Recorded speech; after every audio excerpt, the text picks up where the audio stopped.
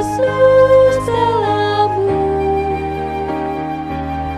Nyatakan Yesus dalammu.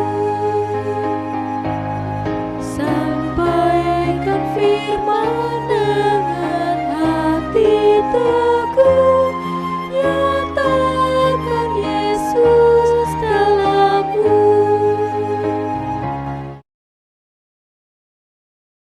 Pembacaan Alkitab kita hari ini diambil dari 1 Petrus 1 ayat yang ke-13 sampai 19. Sebab itu siapkanlah akal budimu, waspadalah dan letakkanlah pengharapanmu seluruhnya atas kasih karunia yang dianugerahkan kepadamu pada waktu penyataan Yesus Kristus. Hiduplah sebagai anak-anak yang taat, dan jangan turuti hawa nafsu yang menguasai kamu pada waktu kebodohanmu. Tetapi hendaklah kamu menjadi kudus di dalam seluruh hidupmu, sama seperti Dia yang kudus, yang telah memanggil kamu. Sebab ada tertulis, kuduslah kamu sebab aku kudus. Dan jika kamu menyebutnya Bapa, yaitu Dia yang tanpa memandang muka menghakimi semua orang menurut perbuatannya, maka hendaklah kamu hidup dalam ketakutan selama kamu menumpang di dunia ini. Sebab kamu tahu bahwa kamu telah ditebus dari cara hidupmu yang sia-sia, yang kamu warisi dari nenek moyangmu itu, bukan dengan barang yang fana, bukan pula dengan perak atau emas, melainkan dengan darah yang mahal, yaitu darah Kristus yang sama seperti darah anak domba, yang tak bernoda dan tak bercacat.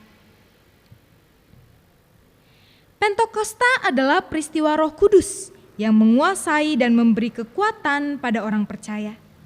Dengan peristiwa Pentakosta, kuasa Roh Kudus hadir dan menguasai hidup kita. Roh Kudus adalah spirit, penggerak, dan pendorong dalam hidup kita. Namun, apakah hidup kita mencerminkan Roh Kudus yang menguasai kita? Sebagai umat milik Allah, Allah ingin memakai kita menjadi alatnya untuk menyalurkan kasih-Nya kepada orang-orang di sekitar kita.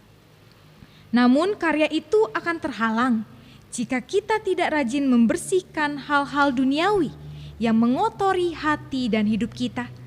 Agar menjadi alat yang dapat dipakai Tuhan, kita harus hidup dalam kekudusan.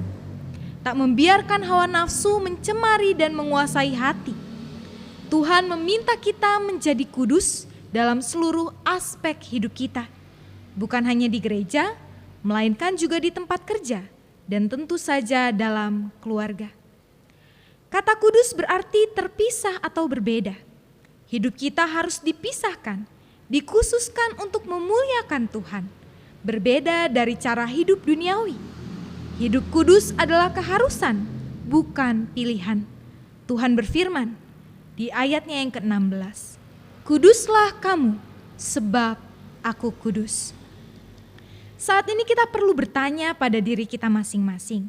Apakah hati kita masih melekat pada hal-hal duniawi yang menyesatkan?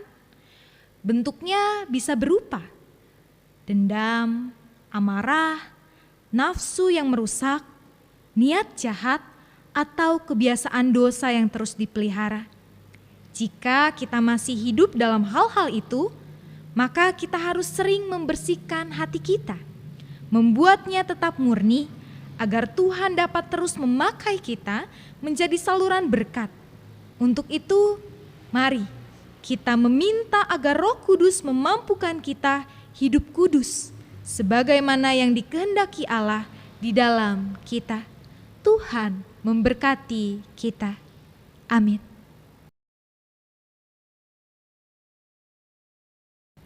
Mari kita berdoa.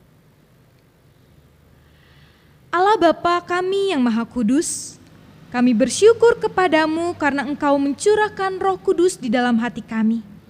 Kehadirannya di dalam hati kami akan menguatkan kami dalam karya kami sehari-hari. Dialah penghibur dan penolong yang Engkau utus untuk menguatkan kami dalam menjalani kehidupan kami demi melanjutkan pelayanan kasih Kristus. Dialah Roh kebenaran yang memimpin kami kepada seluruh kebenaran. Semoga Roh Kudus menerangi dan mengajarkan segala sesuatu kepada kami dan mengingatkan kami akan firman yang telah dinyatakan di dalam kasih dan pelayanan Tuhan Yesus sebagai teladan kami, agar kami senantiasa dituntun oleh firman-Mu. Melalui Roh Kudus ini, sudilah Engkau membimbing gereja-Mu, para pemimpin dan umat-Mu, serta berikanlah kami kebijaksanaan yang sejati dan dalam membimbing umat-Mu. Semoga karena bimbingan Roh-Mu kami dapat menikmati buah-buah roh, yaitu kasih, sukacita, damai sejahtera, kesabaran, kemurahan, kebaikan, kesetiaan, kelemah lembutan, penguasaan diri, dan pengendalian diri. Semoga Roh Kudus-Mu lah yang senantiasa memimpin kami dengan lemah lembut, menuntun kami dengan cermat, serta menjadi daya dalam kehidupan beriman kami. Inilah ya Tuhan doa permohonan kami. Di dalam Kristus kami berdoa. Amin.